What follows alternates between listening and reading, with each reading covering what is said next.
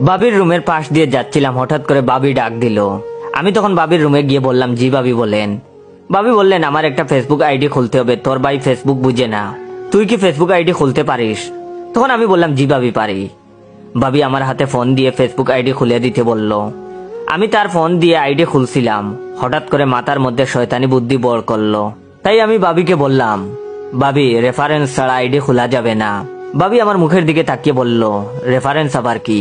আমি বললাম, রেফারেন্স হলো পরিচিত কারোর আইডির নাম দিতে হবে, যাতে আপনি কোনো অপকর্ম করলে আপনাকে সহজে খুঁজে পায়। তখন বাবি বলল, আমি অত সব বুঝি না, যেটা ভালো হয় ওইটাই কর। তখন আমি বললাম, ঠিক আছে, আমার রেফারেন্স দিয়ে দিলাম, পরে কোনো অঘটন ঘটাইয়েন না, তাহলে আমি বিপদে পড়বো। বাবির আইডির নাম দিলাম জয়ের বাবি। বাবিকে বোকা বানিয়ে আমার নাম দিয়ে আইডি খুলে দিলাম। মনে মনে পৈশাচিক হাসি দিলাম, নিজের নামটা প্রচার হোক। মনে মনে সেলিব্রিটি ভাব লাগছিল। আমি ছাড়া বাড়িতে মোবাইল সম্পর্কে তেমন বুঝতো না কেউ। একদিন বাবা বলল ফেসবুক আইডি খুলে দিতে। বাবাকেও বাবির মতো বুঝ দিয়ে বোকা বানিয়ে আইডি খুলে দিলাম। বাবার আইডির নাম দিলাম জয়ের বাবা। বাবা তখন ফেসবুকে আমার ফানি ফানি ভিডিও দেখে আর খিলখিল করে হাসে। বাবার হাসিতে মা প্রচন্ড বিরক্ত। মা আমাকে বলল, তোর বাবাকে কি যেন খুলে দিছিস, ফেসবুক নাকি কি যেন কয়, সেগুলো আমাকেও একটা খুলে দে। মাকেও আমার নাম দিয়ে আইডি খুলে দিলাম। মায়ের আইডির নাম দিলাম জয়ের মা। বাবার মতো মাও এখন ফেসবুকে ফানি ফানি ভিডিও দেখে আর হাসে। বাড়ির সবার আইডি আমার নাম দিয়ে খোলা। বেশ কিছুদিন কেটে গেল, বন্ধুদের সাথে আড্ডা দিচ্ছিলাম। হঠাৎ করে বাবা ফোন করে বাড়িতে আসতে বলল।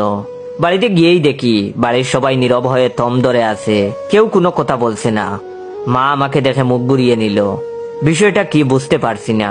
তখন বাবা আমাকে দেখে বলল, সি সি, তুই এমন কাজ করবি ভাবতেই পারি নাই, মান সম্মান সব শেষ করে দিলি, লোকের সামনে মুখ দেখাবো কি করে, সি সি। আমি তখন ঘটনা কি বুঝতে পারছি না।